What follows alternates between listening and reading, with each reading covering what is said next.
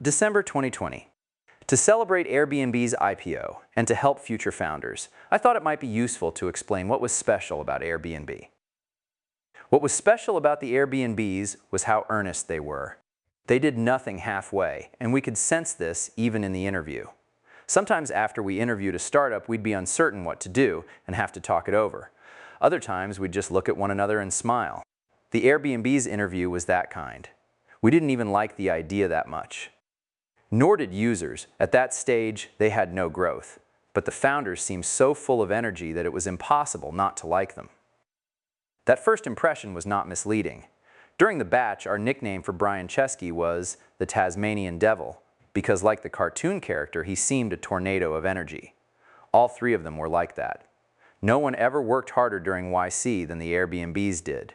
When you talked to the Airbnbs, they took notes. If you suggested an idea to them in office hours, the next time you talked to them, they'd not only have implemented it, but also implemented 2 new ideas they had in the process. They probably have the best attitude of any startup we've funded, I wrote to Mike Arrington during the batch. They're still like that. Jessica and I had dinner with Brian in the summer of 2018, just the 3 of us. By this point, the company is 10 years old. He took a page of notes about ideas for new things Airbnb could do. What we didn't realize when we first met Brian and Joe and Nate was that Airbnb was on its last legs.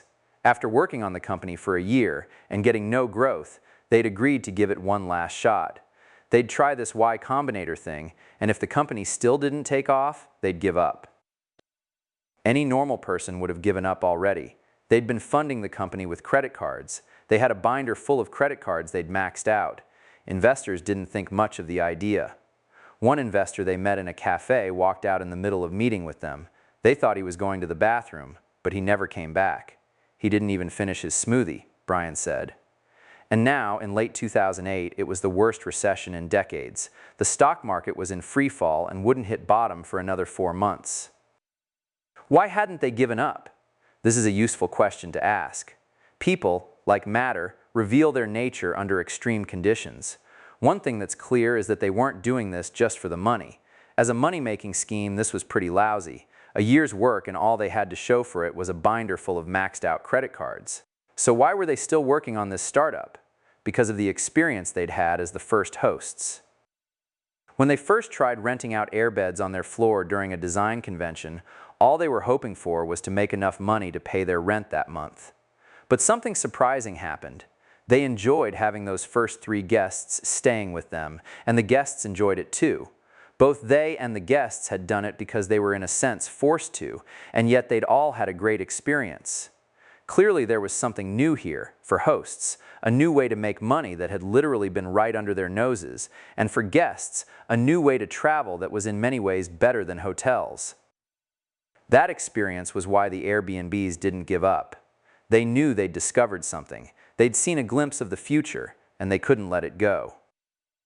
They knew that once people tried staying in what is now called an Airbnb, they would also realize that this was the future, but only if they tried it, and they weren't.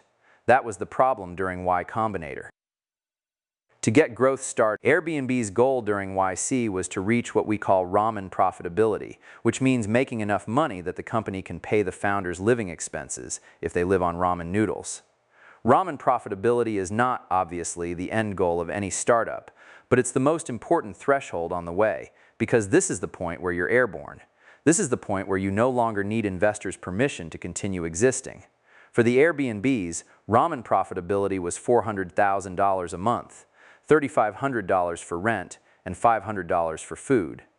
They taped this goal to the mirror in the bathroom of their apartment. The way to get growth started in something like Airbnb is to focus on the hottest subset of the market. If you can get growth started there, it will spread to the rest. When I asked the Airbnbs where there was most demand, they knew from searches, New York City, so they focused on New York. They went there in person to visit their hosts and help them make their listings more attractive. A big part of that was better pictures, so Joe and Brian rented a professional camera and took pictures of the hosts' places themselves. This didn't just make the listings better, it also taught them about their hosts. When they came back from their first trip to New York, I asked what they'd noticed about hosts that surprised them, and they said the biggest surprise was how many of the hosts were in the same position they'd been in. They needed this money to pay their rent. This was, remember, the worst recession in decades, and it had hit New York first. It definitely added to the Airbnb's sense of mission to feel that people needed them. In late January 2009, about 3 weeks into Y Combinator, their efforts started to show results, and their numbers crept upward. But it was hard to say for sure whether it was growth or just random fluctuation. By February, it was clear that it was real growth. They made $460 in fees in the first week of February, $897 in the second, and $1,428 in the third. That was it. They were airborne. Brian sent me an email on February 22 announcing that they were ramen profitable and giving the last 3 weeks' numbers. I assume you know what you've now set yourself up for next week, I responded. Brian's reply was 7 words. We are not going to slow down.